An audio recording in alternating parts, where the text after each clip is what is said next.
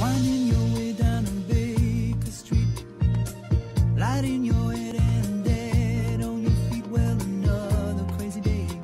You'll drink the night away and forget about Mr. Thurman, y'all made a mistake today.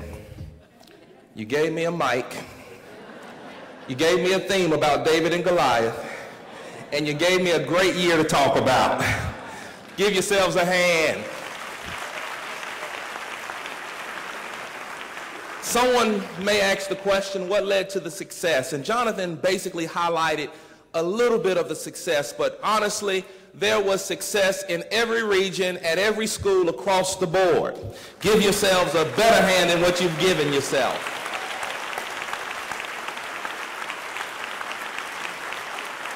As I often hear Mr. Thurman say, if you don't tell your story, don't expect anybody else to.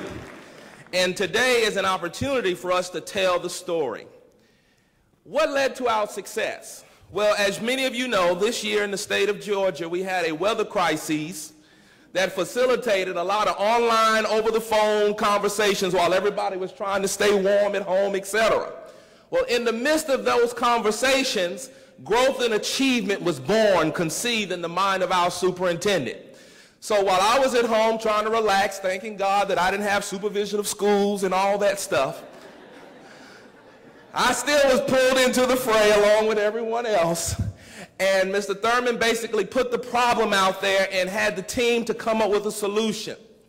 Well, you all know improving student achievement is not an area that, now, and I tell folks, we have some deficits, Mr. Thurman, but improving student achievement is not one of them. So when we have the opportunity as a team to come together, it was just natural for us to come up with a model to ensure that every school in our district experienced growth. And so what you have on the screen are the 6 components of that model. Some of the components, for example, I started parent and family engagement. We had started that component at the start of the school year. So it was a natural continuation of what we had already started with all the conferences, opportunities, bringing in our international parents. The district did a phenomenal job last year of engaging every community.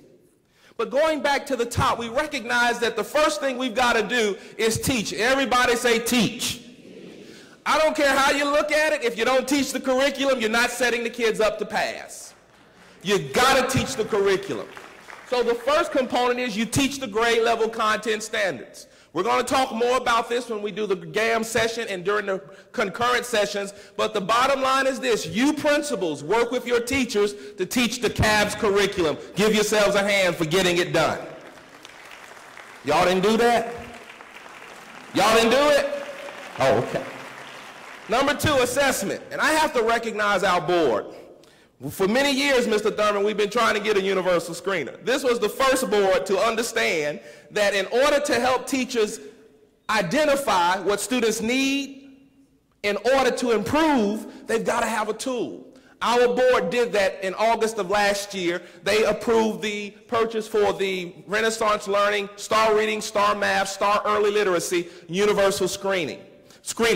All of our schools, K-12, use the screener throughout the year to identify weaknesses that our students may have had in math and reading.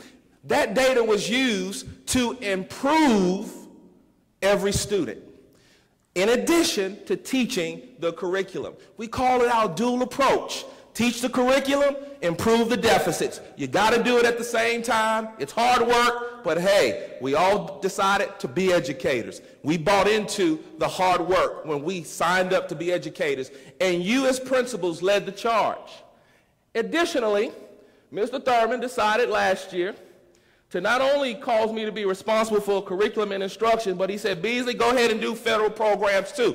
It doesn't matter that you have a lot to do, just go ahead and get it done.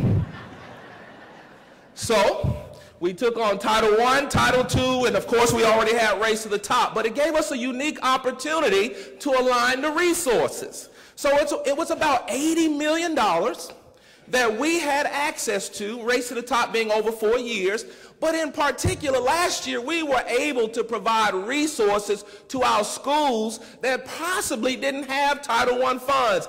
Raise your hand, any non-Title I school that benefited from Race to the Top resources last year. Give them a hand, give them a hand.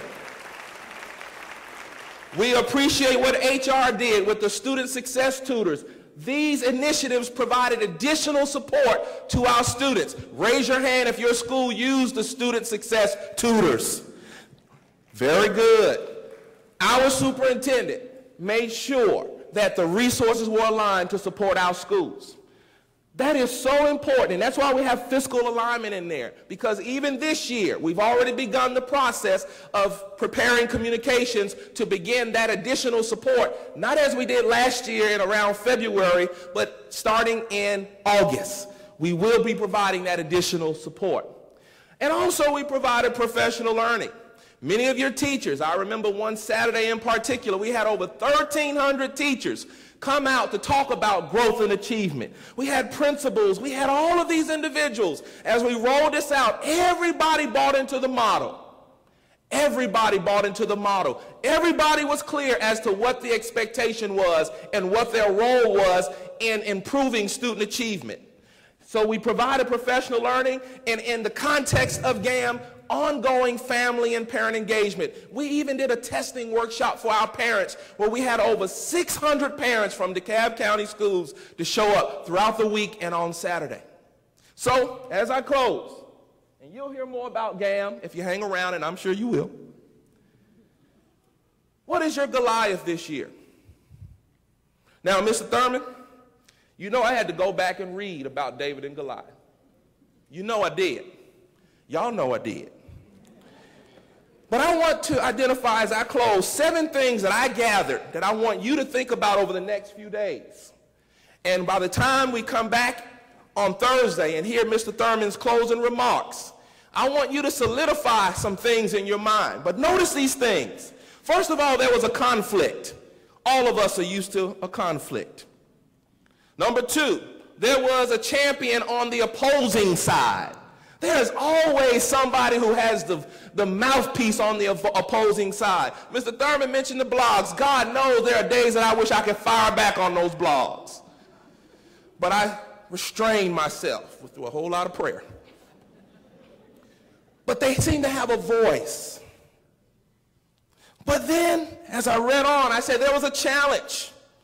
You know about challenges. You live challenges every day. But then there was a culture. While they were being challenged, nobody was stepping up to the plate. They were afraid and they were dismayed. But there was a little boy on the backside of a hill, minding his own business, and his father asked him to go and check on his brothers, take them a little food. And when he came and saw the situation, he recognized that there was a cause. There was a cause. But this little boy had a few things going in his favor.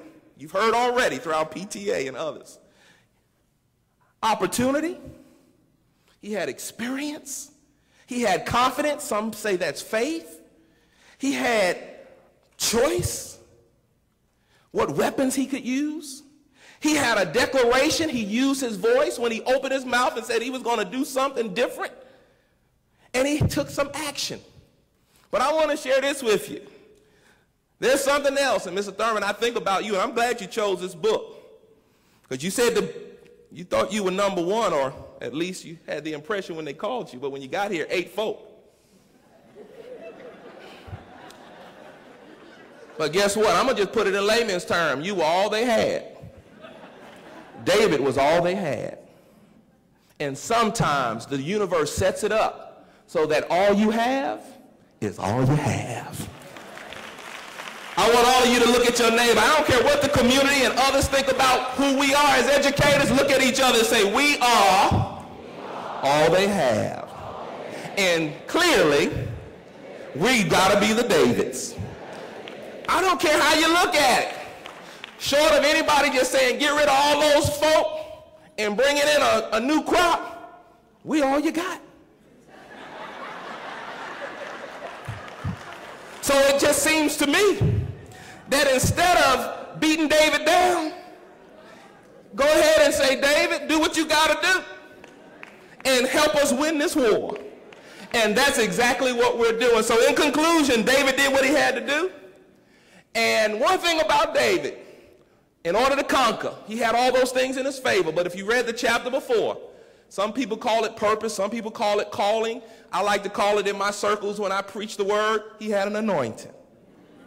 And I don't care how you talk about folk, what you say about people, when there's an anointing on their life to overcome, they're going to overcome.